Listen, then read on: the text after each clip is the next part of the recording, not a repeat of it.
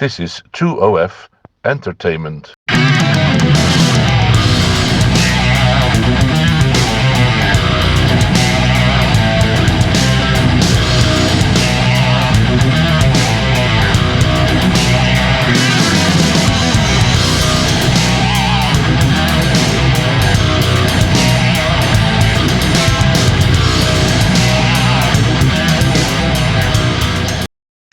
Hi, it's Kiffin Bates here, and today's video is a look at NFTs and royalties.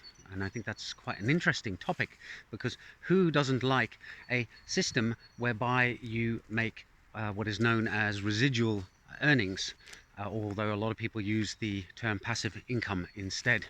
So one of the things that NFTs offered up as a hope to content creators and artists and writers and other creative kinds of people is a new way to monetize their work. Artists have typically suffered for their art. It's hard to make money off doing something that most people see as an enjoyable activity.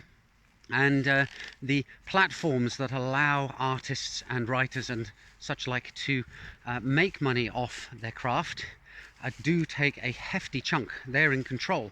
So I can see why NFTs have this appeal to this particular sector of the community, because they felt that our traditional systems have not served them well on the whole over time, except for a few lucky people at the top of the pile who do make vast sums of money. So when you have an NFT, you have the opportunity to automate royalties. And this, of course, is fascinating to software engineers, because we love the automation of tasks that previously involved armies of clerks and filing cabinets and things like that.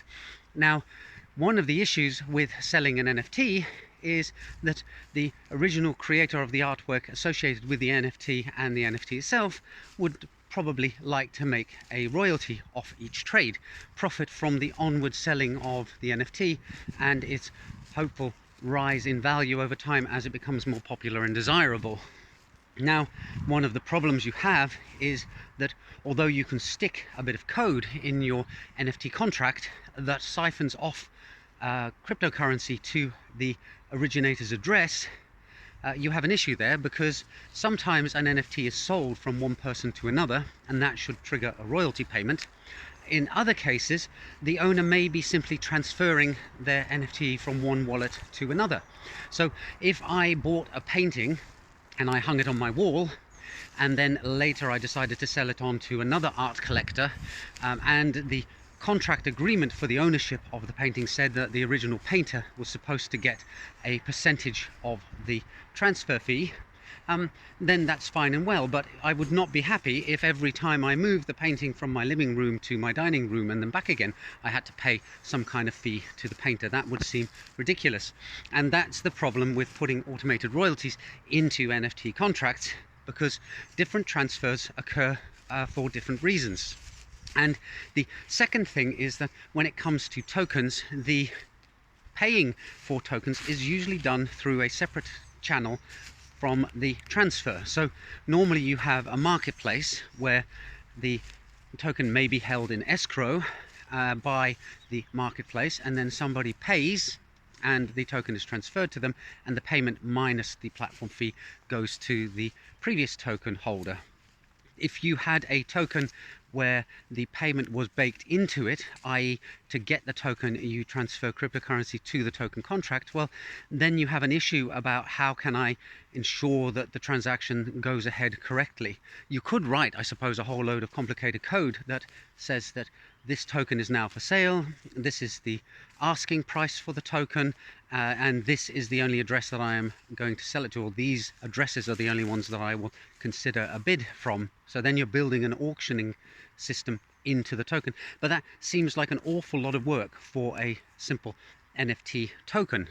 I mean, you're bolting on a whole bunch of other smart contracts in order to not just have a token that's a non-fungible, indivisible unit owned by somebody, but now you're building a whole auctioning site or a whole financial transaction system onto it as well. And really, you want to try and keep things as simple as possible in smart contracts, because that would open up a hell of a lot of security vulnerabilities or attack vectors for malicious people.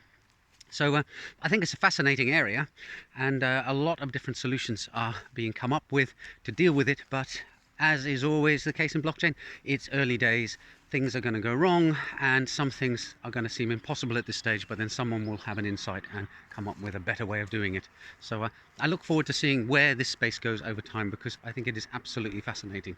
I hope you do too, that you've enjoyed this video. Do leave a comment below if you have any opinion that you'd like to express. Apparently, because this is a YouTube video, I'm supposed to say that you should subscribe and like the video. So I'll tag that in for the first time in a long time, and I'll see you in the next video soon. Bye for now.